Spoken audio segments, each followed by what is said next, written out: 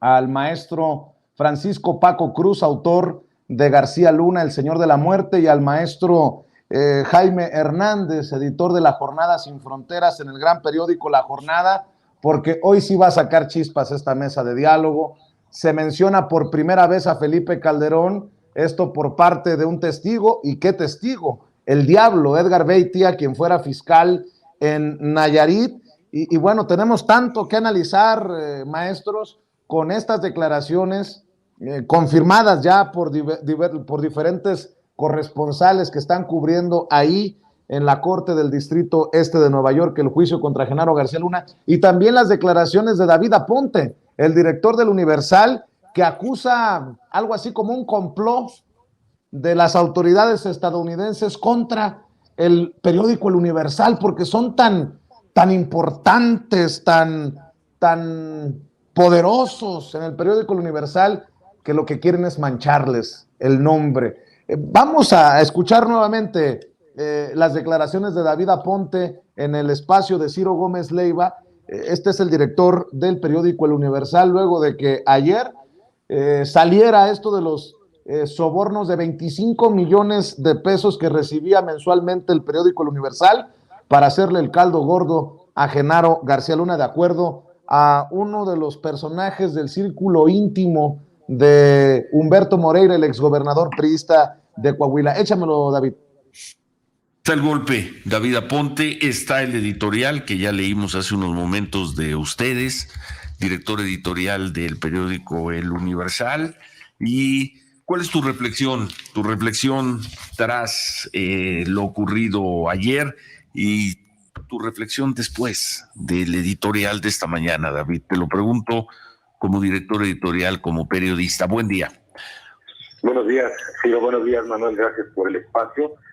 Creo que la Fiscalía no está haciendo un trabajo el mínimo trabajo de conciliar los dichos de sus testigos con los hechos. Me parece que un estudiante de periodismo podría hacerlo más sencillo. Me parece que la Fiscalía de Estados Unidos está dándole música a los oídos del presidente López Obrador, lo que quiere escuchar el presidente López Obrador con sus testigos. Me parece que Villarreal lo que hace es intentar cuadrar todo lo que él sustrajo del gobierno de Coahuila para luego meterlo al tema de García Luna. Eso es lo que estoy viendo. En un mínimo ejercicio de hemerográfico se da uno cuenta que cuando él cuenta que conoció a García Luna en el búnker en el 2008, pues se da cuenta que el búnker se lo inauguró Felipe Calderón en noviembre del 2019, es decir, se conocieron en un sitio que no existía. De hecho, hay algunas fotografías, hay un libro de la construcción del búnker, estaba en obra negra, estaban haciendo los cimientos apenas. Luego, el otro dato que me parece relevante, que la empresa que distribuye Pegasus es una empresa que presume en sus redes sociales que lo empezó a vender a partir del 2010, es decir, otra mentira más de Villarreal cuando dice que en esta reunión se les ofreció el sistema Pegasus que sirve para espiar y que se utilizó a partir del gobierno de Enrique Peña Nieto. Esos dos temas me parecen relevantes. Luego, presentar una factura de Coahuila facturada con impuestos pagados, en fin, resulta que era para pagar sobornos. Yo no sé de sobornos que se facturen, pero era para pagar sobornos y limpiar la imagen de García Luna. Otro de los elementos que me parecen verdaderamente delirantes de esta fiscalía, independientemente de cómo le vaya a resultar el juicio contra García Luna, en la parte del Universal cometen estos errores, cometen esta intimidación que me parece contra el periódico. Van en la línea de la música que quiere escuchar este gobierno. El gobierno de Estados Unidos ha estado diciendo que defiende el ejercicio periodístico, la libertad de prensa, condena los ataques a los periodistas, y en este momento lo que está haciendo es intimidar a la prensa con testigos que dicen lo que quiere oír la fiscalía, lo que quiere que escuche el juez de la causa en este momento. Y me parece que es pura propaganda lo que está haciendo el gobierno de Estados Unidos con esto, y el embajador Salazar se ha convertido también en un propagandista de del gobierno de López Obrador. A ver, ¿cómo Son David, las esto? declaraciones de David Aponte, el director del Universal. Se dicen víctima de la propaganda y de la campaña desde Estados Unidos contra el periódico. ¿Utilizará Felipe Calderón la misma estrategia para defenderse o ya estará preparando otro pasaje bíblico ahora que su nombre ha sido mencionado en Nueva York? Edgar Beitia, quien fuera fiscal en Nayarit, testifica que en 2011, en un encuentro con el entonces gobernador de ese estado, Ney González, el gobernador le dijo que venía de una reunión con García Luna y el entonces presidente Felipe Calderón, y que la orden era apoyar a los Chapos, o sea, a Joaquín el Chapo Guzmán y su gente. El presunto encuentro ocurrió a bordo de una camioneta del gobernador. Edgar Beitia, exfiscal de Nayarit, dice que no le hizo caso a Ney González, entonces gobernador del estado, porque llegó el nuevo gobernador Roberto Sandoval, quien tenía vínculos con los Beltrán Leiva por dar dinero para su campaña. Edgar Beitia testifica, narra cómo en 2012, durante una visita al búnker de la Policía Federal en la Ciudad de México, Luis Cárdenas Palomino, cercano colaborador de García Luna, la mano derecha de García Luna, dijo a Edgar Beitia que estaba del lado equivocado y que había que ayudar al Chapo. Tras la reunión en el búnker, el gobernador Sandoval dijo a su comitiva, Edgar Beitia entre ellos, que Genaro García Luna le acababa de decir que no iba a apoyar a la policía de Nayarit.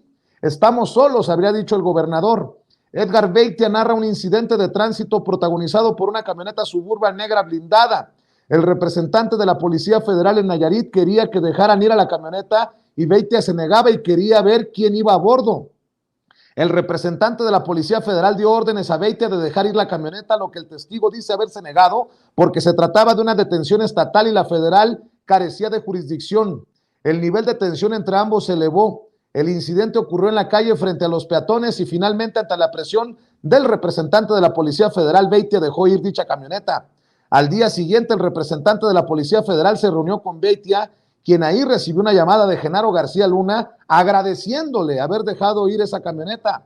Dos colaboradores de Beitia le informaron que tenían indicios de que Joaquín el Chapo Guzmán iba a bordo de ese vehículo. Mi querido Paco Cruz, largo contexto para iniciar esta mesa de diálogo y creo que tienes mucho junto a Jaime Hernández que desmenuzar de estas declaraciones de Edgar Beitia, de la defensa muy pedorra, por cierto, del Universal ante los señalamientos de haber sido chayoteados. A ver, tú dime por dónde empezamos, Paco. Vicente, pues mira, ¿qué te parece? Empezamos por esa bomba que suelta Beitia, porque primero lo anticipamos en esta mesa los tres, que en cuanto aparecieran los testigos fuertes, iba eventualmente a salir el Calderón, el nombre de Felipe Calderón. Segundo, ¿recuerdas? Tú y yo platicamos hace más de 2 años, cuando salió la guerra que nos... Discúlpame, el Señor de la Muerte. Hace más de 2 años platicamos y te dije textual, ¿sí? Hay un cártel en Los Pinos que encabezaba Felipe Calderón y Genaro García Luna. Las declaraciones de Beitia le dan sentido a lo que supimos todos, a lo que hemos ido armando en esta mesa desde el día que empezó el juicio o las audiencias, de que Genaro García Luna no podía trabajar solo, no podía operar solo, que necesitaba forzosamente de los mecanismos de la presidencia de la República. Y mira, el contexto es largo, ya lo dices tú, no solo por esta mesa, sino porque cuando Felipe Calderón Hinojosa llega a la presidencia, ya llega con un plan para controlar el crimen organizado que tenía Genaro García Luna. Genaro García Luna le hace parte de su campaña, Genaro García Luna es parte de la guerra sucia, Genaro García Luna controla a los poco más de 2,000 elementos élite de la Marina Armada de México que tomaron el Congreso de la Unión para que Felipe Calderón Hinojosa pudiera entrar por la puerta trasera de la Cámara de Diputados, que ese día hacía parte del Congreso de la Unión, y pudiera tomar posesión, autocolocarse la banda y salir otra vez por la puerta de atrás. Y tenía orden esa Marina que iba al mando de Genaro García Luna de detener a los diputados de oposición y a los senadores como fuera, incluso a balazos. Entonces, ese es Felipe Calderón, ese es Genaro García Luna, y a su llegada no solo empezaron a controlar y a negociar con todos los cárteles, porque negociaban con todos, traicionaban a todos, y finalmente decantan por el cártel de Sinaloa, pero crean también su cártel, el cártel Jalisco Nueva Generación, lo crean los dos para apoderarse prácticamente de todo el país, y Felipe logra sobrevivir, porque Peña, otro capo, un hombre tremendamente corrupto, llega con un equipo a saquear al país, así que no le dice nada a Calderón, no lo investiga, no nada, le entrega también una parte de los dineros de gobierno a Genaro García Luna, y se reparte en el país como si hubiera sido un pastel. Así que se dieron manga ancha negociando con todos los cárteles. Felipe sabía cómo Genaro trataba con todo mundo, ataba a todo mundo, y no solo controlaban el narcotráfico, hay que decirlo, y lo hemos dicho varias veces, controlaban también las extorsiones que suben como nunca, el tráfico de personas, el tráfico de migrantes, es decir, hicieron un negocio de la presidencia de la República, pero un negocio del crimen organizado. Y el cártel operaba en Los Pinos, entonces decíamos, ¿a dónde están los narcos? Operaban en Los Pinos. Hoy salió su nombre, pero va a salir de nueva cuenta y ya habrá más testigos para confirmar lo que hemos dicho. México era un botín del crimen organizado, controlado por Felipe Calderón Hinojosa y por Genaro García Luna. Jaime, buenos días. Voy con Jaime porque pues hay que seguirle rascando a esto, mi querido Paco. Jaime, dice Edgar Beitia que recibió una llamada de Genaro García Luna agradeciéndole por haber dejado ir esa camioneta en la que aseguran 2 colaboradores del Diablo. Habría ido Joaquín Guzmán Loera el Chapo en aquellos momentos. Edgar Beitia dice que ahora sí, 2 diferentes gobernadores le mencionaron de un pacto de García Luna y Felipe Calderón con el crimen organizado. Tómala, barbón, dirían en el barrio, mi querido Jaime. Sí, por eso también se entiende que la defensa también luchó hasta donde pudo para que Beitia no ofreciera testimonio. Lo que ha hecho el diablo abrió otra puerta, otro ángulo de la investigación que demuestra hasta qué punto la protección de García Luna y Calderón se fue extendiendo poco a poco. Primero empezaron con los Beltrán Leiva, protegiendo los intereses de Beltrán Leiva, y luego cuando se desata la guerra, en un principio deciden no tomar partido, pero después se decantan a favor del cartel del Chapo Guzmán. Por cierto, hoy el embajador Anthony Wayne ofreció un testimonio interesante porque ya ves que el presidente en la mañana se quejó de que Anthony Wayne no hacía mención específica sobre lo que se vivía en esa época.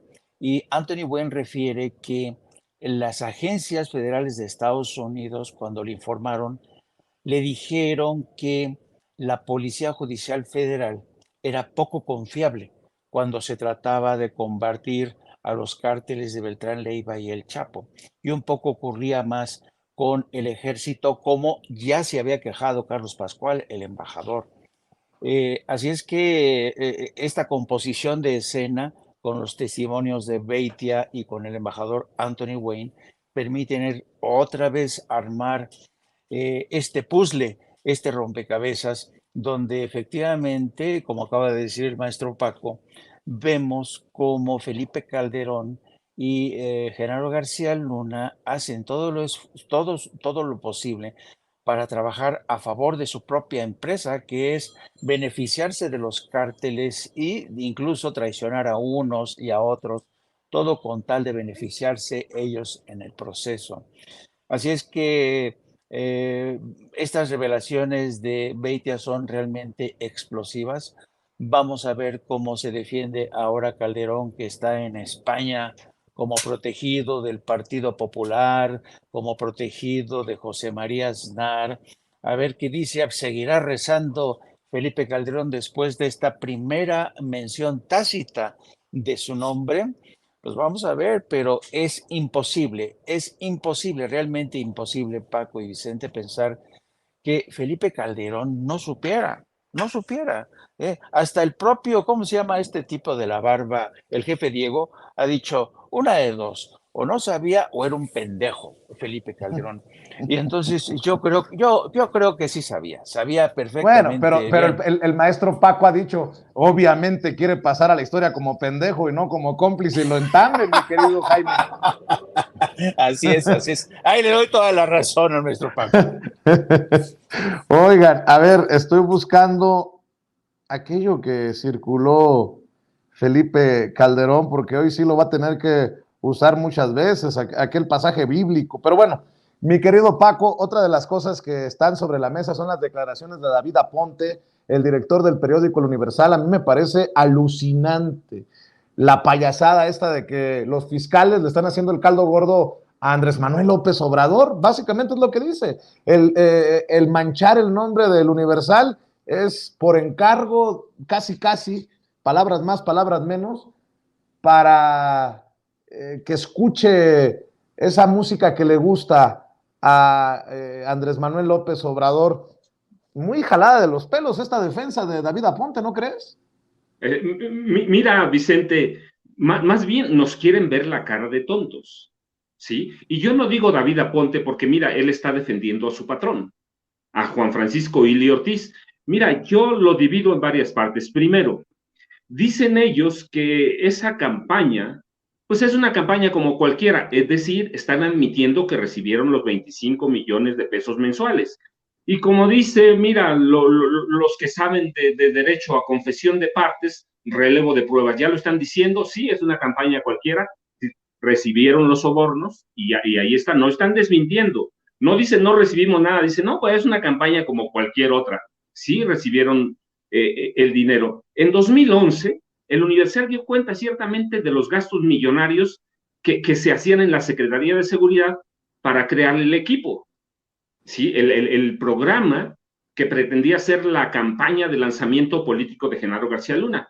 Lo que oculta Ili, y mira, no lo doy con David Aponte porque bueno, vamos directamente con el dueño, el que mueve los tamales ahí en el Universal. ¿Sí? El señor Ili estaba enojado, encabronado, decían, porque no le tocaba nada del pastel, cuando en 2010 ya algunos de sus columnistas apuntalaban el nombramiento viable de Genaro García Luna como futuro candidato presidencial del PAN.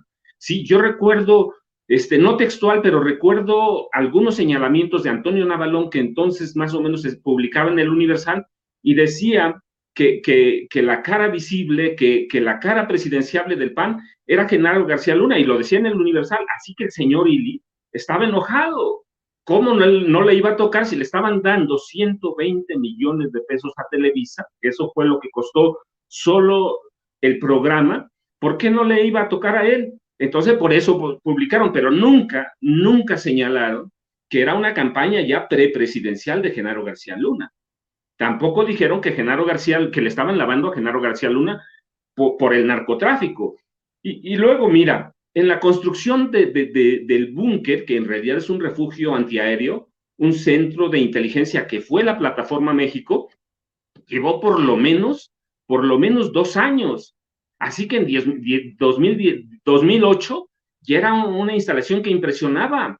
Mira, el señor Ili nos quiere ver la cara, definitivo, nos quiere ver la cara, porque en su editorial de este martes dice que lo inauguraron en 2009, en noviembre. Sí, señor, pero costó 3,365 millones de pesos o 269 millones de pesos de dólares en esa época.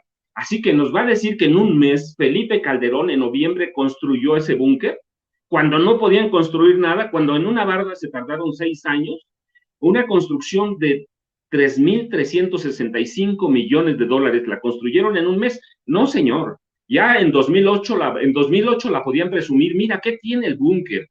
¿Sí? Puede aguantar un terremoto de 10 grados. Tiene 182 megaservidores. No me diga, el señor Ili lo sabe, lo sabe, allí donde se construyó la plataforma para el universal.com.mx, para meter un servidor de $1 millón se tardaron meses.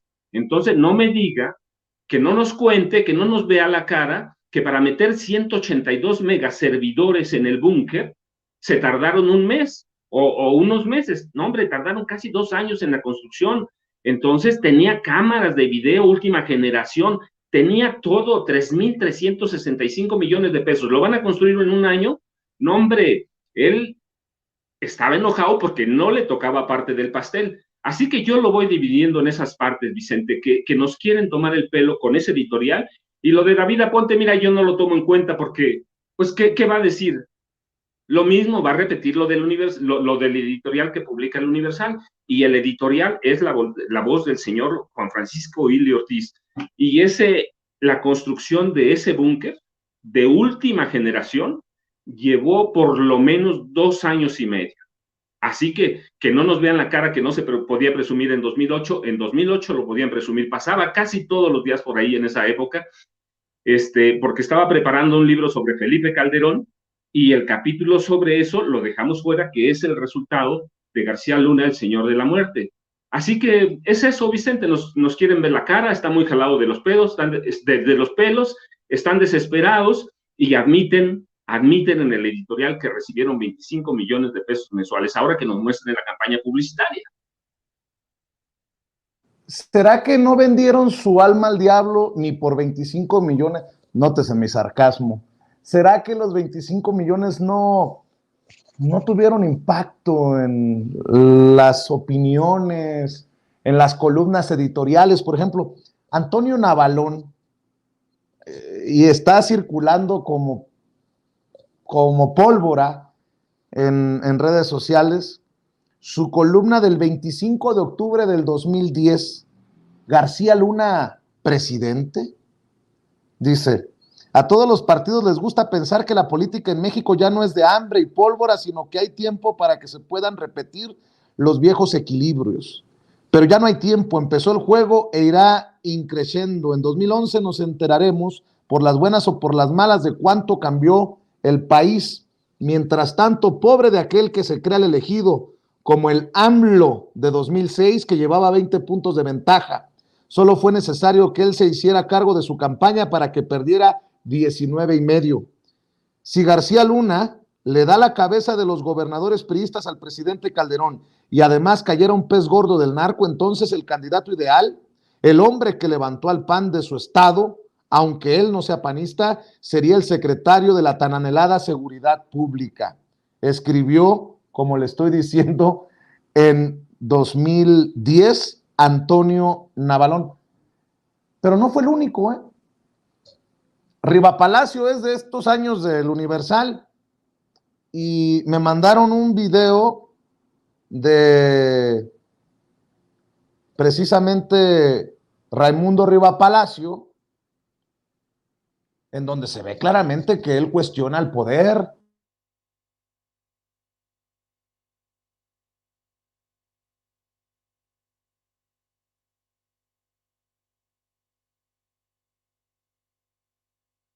Vicente, perdimos tu audio, desafortunadamente en estos momentos perdimos tu audio, nos estabas a punto de compartir un video en el que, pues, un video y un audio en el que Raimundo Riva Palacio, cuando era el director editorial del Universal, pues hace estas declaraciones y por supuesto que saludo con mucho gusto a Paco Cruz y a Jaime Hernández. Ya tenemos de vuelta a Vicente. No, por alguna razón, mire, justo, esto no es normal, yo no quiero sonar al conspiracionista, no me voy a poner un sombrero de aluminio en la cabeza, ¿no? Pero esto no es normal, de verdad, de pronto se nos va el audio, quién sabe por qué, ¿no? ¿Qué les parece que vemos esas declaraciones, vemos y escuchamos esas declaraciones que iba a poner Vicente y las comentamos en unos momentos más con Paco Cruz y con Jaime Hernández? A ver, don David, adelante con las declaraciones. Ahora sí, la demanda para que el Procurador General de la República y el Secretario de Seguridad Pública Federal renuncien a sus cargos se socializó. Que objetivamente hablando no habría razones sólidas para que Eduardo Medina Mora y Genaro García Luna tuvieran que cambiar de empleo es absolutamente irrelevante. A ver, su renuncia se ha metido en la epidermis nacional. ¿Se escucha o no se escucha? Tenemos problemas con el audio de este editorial de Raimundo Rivapalacio. No, te lo estábamos escuchando perfectamente, no, te escuchamos perfectamente.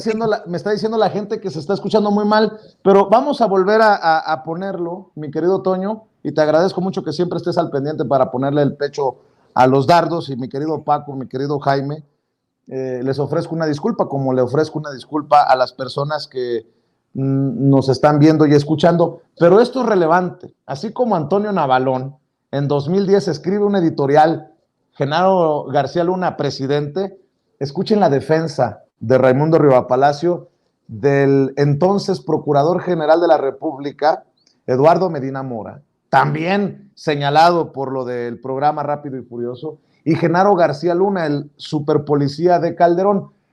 Pásenselo, por favor, a Ciro Gómez Leiva, porque luego dice, ¿quién? ¿Quién defiende a García Luna? ¿Quién? Bueno, tú, Marín, Rivapalacio, ¿pruebas? Aquí están. Ahora sí, mi querido Toño. Ahora sí, la demanda para que el Procurador General de la República y el Secretario de Seguridad Pública Federal renuncien a sus cargos se socializó. Que objetivamente hablando no habría razones sólidas para que Eduardo Medina Mora y Genaro García Luna tuvieran que cambiar de empleo es absolutamente irrelevante. Su renuncia se ha metido en la epidermis nacional frente a la impresión de que la lucha contra el narcotráfico es un fracaso y que por tanto sus cabezas deben rodar. Las cabezas podrán ser entregadas como respuesta al reclamo político y de los medios, pero no solucionarían el problema de la inseguridad en el país. Si el problema fuera Medina Mora y García Luna, los mexicanos estaríamos del otro lado, pero este se encuentra en otro lugar. En la falta de visión estratégica del gobierno de Felipe Calderón, que nos llevó a la guerra sin enterarse hasta muy entrada la guerra, que ya nos encontrábamos en medio de ella. En su incapacidad rampante para transmitir un mensaje que identifique y ubique al enemigo, lo que nos tiene metidos en un torbellino, donde muchas veces pensamos que los enemigos más peligrosos para la sociedad son los propios policías.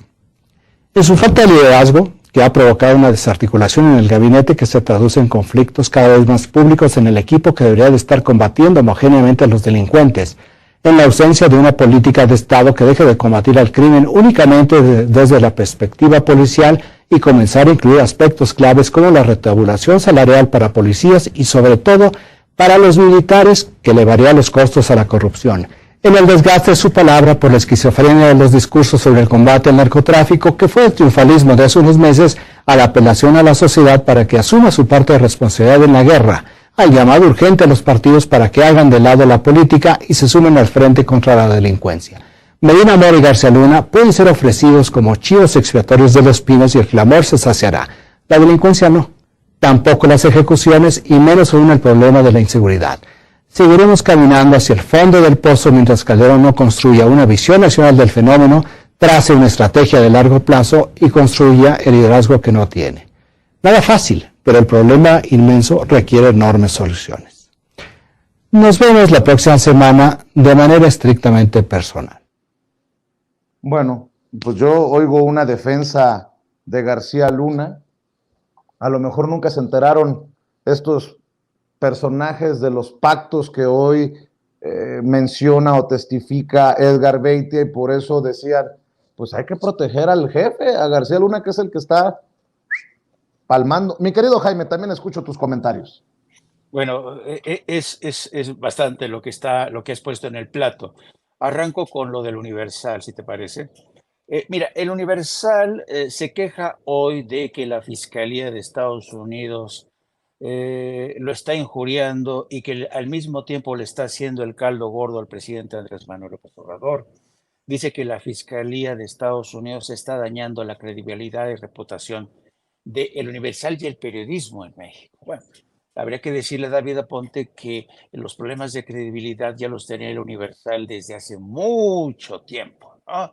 Así es que no le eche la culpa a los fiscales que están detrás del proceso contra Genaro García Luna. Un segundo punto, habría que señalar que desde siempre el Universal ha sido un medio de comunicación especializado en destruir reputaciones. Destruye y construye reputaciones. Hunde a quienes considera sus adversarios y elogia a quienes. Así ha sido siempre, siempre. Yo trabajé para el Universal cerca de casi 15, 16 años y doy fe porque a mí muchas veces me llamaron, me mandaron mensajes para tratar de destruir reputaciones, por ejemplo, basándome en documentos que nunca existieron en el Departamento de Justicia de Estados Unidos. De esos doy fe y constancia, así que sé muy bien cómo trabaja el Universal. El Universal miente. Dicen ellos, no, no, nosotros no mentimos, no mentimos. Como decía el hoy finado Jesús Silva Herzog, decía, yo nunca miento. Dice, bueno, solo cuando me conviene. Y es así, así es el Universal, solo miente, nunca miente, bueno, solo miente un poquito y cuando le conviene. Así es que esta defensa realmente se me ha hecho patética y qué penoso el papel de David Aponte, que tiene que sacar la cara por su patrón, ¿no? Pero esa ha sido la labor de todos los directores que han pasado por Universal, defender lo indefendible. Es penosa esta situación. Yo creo que ellos saben muy bien que los problemas de credibilidad los vienen arrastrando desde hace, pero mucho, mucho, mucho. Hacías mención de la columna de Antonio Navalón, en la que desde aquel entonces Navalón apuntalaba la candidatura presidencial la posible candidatura presidencial de Genaro García Luna. Pero, ¿quién es Antonio Navalón? Esto es fascinante. Antonio Navalón es quizá uno de los cabilderos más ricos. Se ha hecho millonario haciendo de cabildero, maneja intereses creados a favor de un grupo muy, muy, muy identificado. Me refiero al expresidente de gobierno español Felipe González, al Partido Socialista. Navalón estuvo detrás de todos los intereses de Prisa en México. Navalón tenía el pasaporte mexicano y el español. Incluso tenía un despacho en la Universidad Nacional Autónoma de México. Navalón fue un hombre que siempre presumió en España de ser uno de los mejores conocedores de la realidad. Navalón siempre tuvo contacto con miembros del poder político, judicial, se movía como un pez en el agua y por eso era considerado como uno de los mejores cabilderos para todo aquel empresario que estuviera interesado en entrar en contacto con políticos mexicanos para no pagar exenciones, para no pagar impuestos. Trabajaba muy bien el tema de las exenciones fiscales, no solamente en México, sino en España. Hubo un caso muy sonado en España de Mario Conde, que fue el dueño de uno de los bancos más importantes, que le permitió ahorrar casi 600 millones de euros en impuestos. Así que Navalón era un hombre que se codeaba con la clase política y yo creo que Antonio Navalón, junto con el grupo de Felipe González, de todos ellos, consideraron que la posible candidatura de Genaro García Luna iba a beneficiarles. Me refiero al grupo Prisa, a todo el grupo que gravitaba en torno en los alrededores de Felipe González. No hay que olvidar también que Felipe González era un hombre muy próximo a Carlos Slim, el multimillonario mexicano. Así es que estamos entrando ya en la crema innata. No solamente nos estamos asomando al tema de cómo se manejaban los carteles, quiénes estaban maniobrando Calderón y García Luna, sino también cómo desde fuera de México los cabilderos veían al propio García Luna como un gran conseguidor, que veían en Genaro García Luna material presidenciable. Fíjate tú, Antonio Navalón, que presumía de ser un hombre intelectual, te digo, él se daba esta relumbre de ser académico en la UNAM. ¿Cómo es posible que Antonio Navalón le haya visto un lustre académico, un lustre de inteligencia superdotada a García Luna, alias el tartamudo?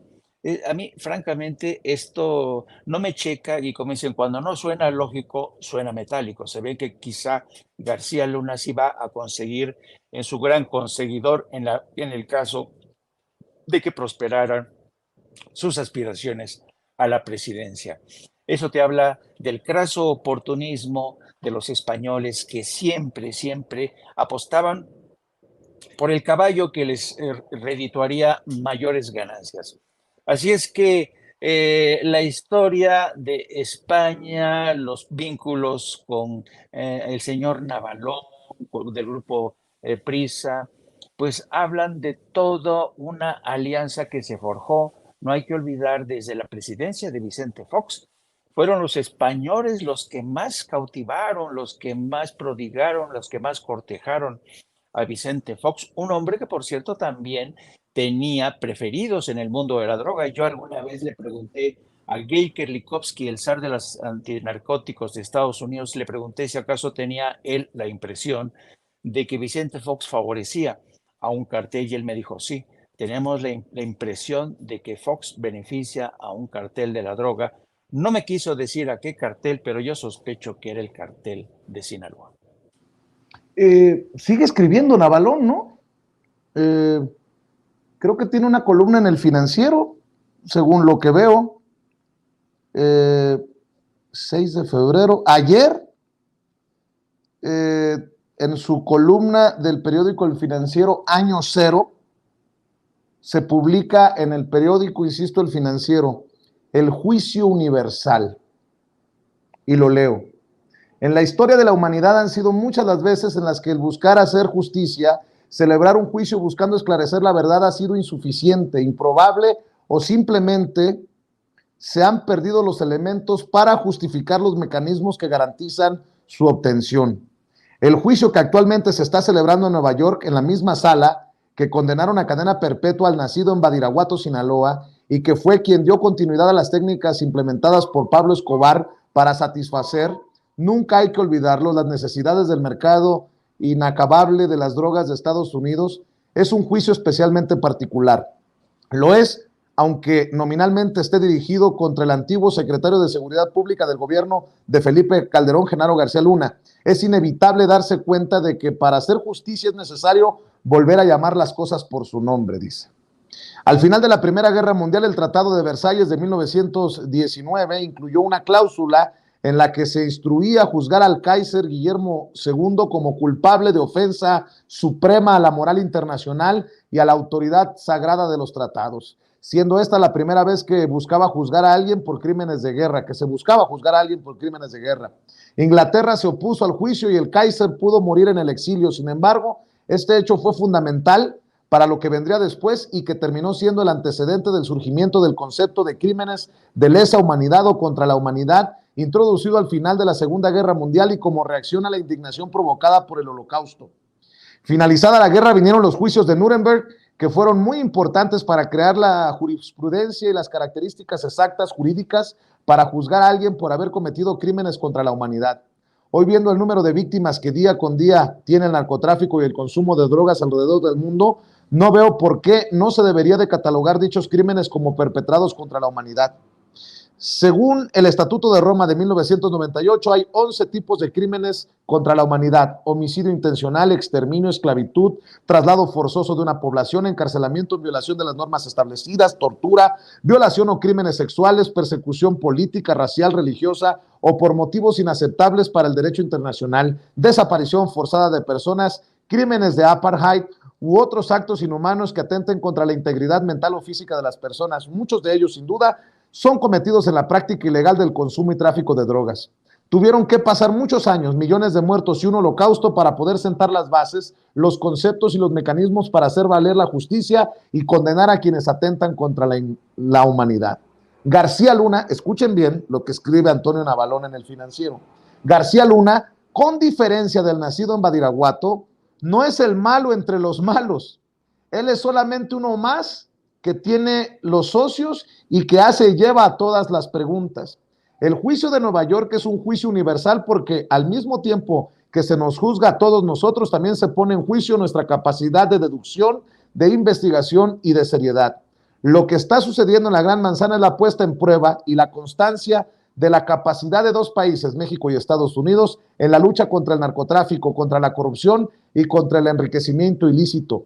Junto con el exsecretario García Luna, también se está poniendo en juicio la política de inteligencia y de combate contra los temas mencionados de los estadounidenses. También está sentado y puesto en prueba el Estado mexicano y todo el tiempo que nos la pasamos dándole vueltas al tema y evitando hacerle frente a un tema que lleva siendo el cáncer de nuestra sociedad por más de 2 sexenios. Pero no solo eso, sino que también ha sido una de las principales cuestiones que siempre salen a flote cuando nos sentamos con quién es el primer consumidor y mercado del consumo de drogas.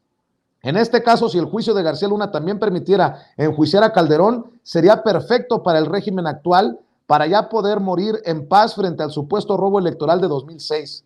Pero eso es claramente insuficiente para sus hijos o para los hijos, ya que al final del día este juicio y sus consecuencias solo tendrán sentido si provoca que dos países tan importantes y entrelazados como lo son Estados Unidos y México cambian no solamente su mecanismo de lucha contra las drogas, sino esta hipocresía suprema en la que estamos viviendo. Pues yo pregunto si esto no, y sigue, es una larga columna, si esto no es una defensa de García Luna, pues no lo sé qué es. Es malo, pero no tan malo como el de Badiraguato, dice Antonio Navalón, que parece que no cambia mucho del Antonio Navalón que veía García Luna presidenciable en el 2010. Querido Paco, seguimos desmenuzando los temas, las declaraciones, la información que sigue circulando. Es malo, pero poquito. Mira, yo aprendí una cosa con mi padre, Vicente. Yo les he platicado que mi padre era un granadero paramilitar en la policía de la Ciudad de México. Y yo puedo hablar de él libremente porque sé lo que fue, sé lo que fue como policía, sé como lo que fue conmigo. Y hay cosas que me enseñó. Él siempre me dijo, mira, los criminales son criminales, pero los criminales con placa son peores. Y se incluía a él, ¿eh? No, nunca dejó fuera a nadie, por eso yo puedo hablar de él libremente.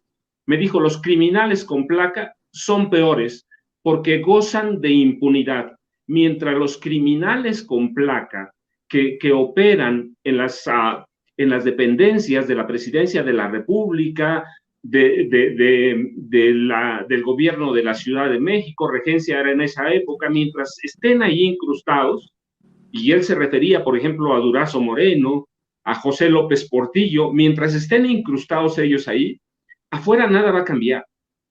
Afuera nada va a cambiar. Lo primero que se tiene que hacer es combatir a los delincuentes con placas. Yo recuerdo, hasta 1982, nosotros tuvimos jurados populares para juzgar a funcionarios y policías, pero nunca funcionó porque el presidente de la República, cada día primero o cada 2 del año, daba a conocer los nombres de los jurados populares. Así que cualquier funcionario público, cualquier policía, no, sin importar el nivel, tenía acceso a los jurados y todos los compraban. Así que en 82 decidieron desaparecerlo porque no funcionaba, pero la lección era que mientras haya funcionarios criminales, afuera nada va a cambiar. Ya sabemos que el Chapo era un criminal, entendemos que el Señor de los Cielos era un criminal, así que tenemos a esos criminales, pero tenemos los otros criminales, ¿sí? Felipe Calderón Hinojosa, Genaro García Luna, Luis Echeverría Álvarez, Gustavo Díaz Ordaz, Vicente Fox Quesada, Enrique Peña Nieto. Mientras no combatamos a ellos, los otros son cosa menor. Así que es importante, sí es importante juzgar a criminales como García Luna, y no son menos criminales que los otros, son peor porque tienen una placa, tienen una dependencia y tienen las armas para meternos en la violencia y tienen los mecanismos para controlar a esos otros. Así que no son igual. Los criminales sabemos quiénes son. Los criminales con placa son peores, Vicente y Jaime. Jaime, también escucho tus comentarios. Pues fíjate que a mí me dejó impresionating la columna que leíste de Antonio Navalón, porque me llama la atención que hable diciendo que se está juzgando al señor García Luna, que dice, él no es el malo, él no es el más malo de los malosos, ¿no? Y dice que ya basta, dice, habrá que hablar de este juicio y sus consecuencias. Fíjate lo que dice, sus consecuencias solo tendrán sentido si provoca que dos países tan importantes y entrelazados como Estados Unidos y México cambian no solamente su mecanismo de la lucha contra las drogas, sino esta hipocresía suprema en la que estamos viviendo. Y yo le pregunto a Antonio Navalón, a ver, ¿desde cuándo? ¿No has visto qué ha pasado en los últimos 4 años, Antonio Zabalón? Donde Andrés Manuel López Obrador ha dado un giro a la óptica, a los objetivos de la lucha contra el narcotráfico en México. No, el presidente no ha desechado, han enterrado la iniciativa Mérida. ¿No te dice algo eso, Navalón, de que las cosas están cambiando? Y ha sido hasta que llegó Andrés Manuel para denunciar lo que tú denuncias aquí de forma tardía. El presidente de México ha dicho, basta con esta hipocresía. No podemos seguir combatiendo esta guerra que, por cierto, lleva más de casi un siglo, porque desde que la inauguró Richard Nixon, esta guerra ha dejado solo más muertes de este lado, más una epidemia de adictos en Estados Unidos, y realmente el presidente de México ha dicho, basta, no podemos seguir así, tenemos que atacar la raíz del problema. ¿Y la raíz del problema cuál es? Invertir por el desarrollo en Centroamérica y dejar de andar metiéndonos en asuntos internos de Venezuela, de Cuba, de Colombia, dejar de estar utilizando a Colombia, que siempre lo utilizó Washington, utilizó a Colombia como laboratorio de pruebas de luchas antinarcóticos. El Plan Colombia fue el precedente de la iniciativa Mérida y Estados Unidos siempre apostó por una opción militar para combatir las drogas. ¿Por qué? Porque apostar por la vía militar era enriquecer las arcas de la industria militar en Estados Unidos, porque los armamentos que se compraron bajo la iniciativa Mérida para México fueron helicópteros de combate, armamento de grueso calibre, y ese tipo de armamento era para desatar una guerra tan terrible como la que inició Felipe Calderón, expoliado por las agencias federales de Estados Unidos. Entonces, yo no sé, Antonio Navalón, en qué país vive. Y además, otra cosa, me llama la atención que Antonio Navalón haya buscado refugio en las páginas del Financiero. ¿Por qué? Pues porque ahí está Manuel Arroyo, que en llegados momentos Arroyo estuvo también metido en negocios con el grupo Prisa, y Antonio Navalón se ha quedado prácticamente sin sus refugios, ya no está tan confortable como antes, ¿no? Navegaba de aquí para allá, hoy se ha replegado hasta las páginas del Financiero, desde donde sigue destilando y trabajando a favor de sus patrones. Entonces, pero dice así, los muertos los pone México, pero también pone el fentanilo, la cocaína y demás drogas que terminan consumiendo en suelo estadounidense. Pero ¿quién inició esa crisis de la sobredosis con opiáceos? La inició la industria farmacéutica de Estados Unidos. Así es que yo le recomiendo a Antonio Navalón que se sacuda sus filias y sus fobias, sus vínculos a estos grupos de presión de España, y que estudie mejor la nueva realidad. Es como si Antonio Navalón fuera incapaz de ajustarse a esta nueva atmósfera que se respira en México de mayor libertad, de cambio de ruta, sobre todo en el tema de la lucha contra los narcóticos, querido Paco y Vicente. Pues yo sigo esperando que reaccione, aunque creo que me voy a sentar en una silla más cómoda. Felipe Calderón, hay que esperar si es que dice algo Felipe Calderón, y no sé si podamos, por cuestiones de agenda y estas cosas, ayer estuvieron ustedes dos, mientras yo entrevistaba a la maestra Delfina Gómez, les quiero agradecer por haber realizado la mesa de diálogo. No sé si hoy se pueda volver a repetir la mesa de diálogo en la noche por esto, porque creo que va a seguir saliendo pus. Este nada más es la puntita, es la primera mención de Felipe Calderón, y si pueden nos vemos en la noche, y si no, pues aquí nos vemos mañana, mi querido Paco, mi querido Jaime. Ustedes dicen, maestros. Mira, no esto escucho va a salir. A ver, ahora sí te escucho.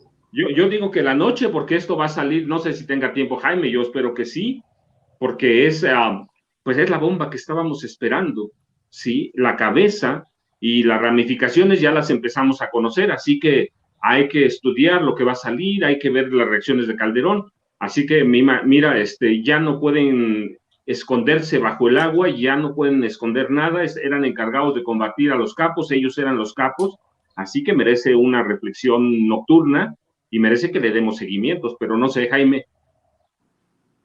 Yo me apunto un bombardeo, ya sabes que. Además, para que termine de amarrar este tema que se está poniendo cada vez más interesante. Yo me apunto, queridos amigos. Y bueno, hoy también tenemos en vivo y en directo a Pablo Tadei, el director de Litiomex, que nos estará acompañando en Sin Censura Nocturno, así que se va a poner sabroso. Vamos de exclusivas en exclusivas, de exclusiva en exclusiva, mi querido Paco, mi querido Jaime. ¿Por qué no cerramos con las redes sociales de ustedes? Ya vi que García Luna, el señor de la muerte, es número 1 en ventas, mi querido Paco, y cómo no. Qué bueno, porque eso habla de que la gente aprecia el trabajo que has realizado en este libro, mi querido Paco.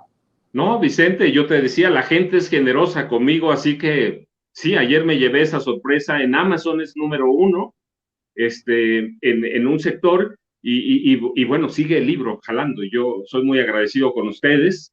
Esta mesa le ha dado mucho impulso y bueno, realmente Sin Censura ha sido uno de los promotores del Señor de la Muerte, así que yo espero que siga jalando y mientras le doy al otro, mira, ¿sí? Pues dale, mi querido Paco, te agradezco mucho. Busquen al maestro Francisco Paco Cruz en Twitter, en Facebook, porque además se ha aventado una que otra bomba, sobre todo ahora que salió el tema de Felipe Calderón, el nombre de Felipe Calderón. En Twitter anda desatado el maestro Paco Cruz, así que le pido que vea sus hilos, sus comentarios, sus opiniones en redes, sobre todo en Twitter. Y mi querido Jaime, también hay que invitar a la gente a tus trincheras, hermanito.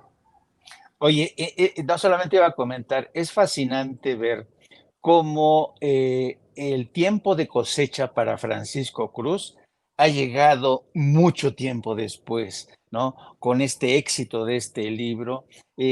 Fue una cosecha temprana, pero digo, lo sembró de forma temprana en el tiempo específicamente que era necesario sembrar esa semilla de información para desnudar a los capos, a los delincuentes de la clase política. Y yo creo que Paco Cruz se merece esta cosecha y más. A mí me da inmenso gusto que Paco Cruz esté cosechando la preferencia de la gente. Yo creo que cuando los buenos periodistas sobresalen con libros que son de calidad, tienen un contenido importante, representan prácticamente la historia que muchos no querían contar. A mí se me hace una cosecha de las mejores en términos bibliográficos.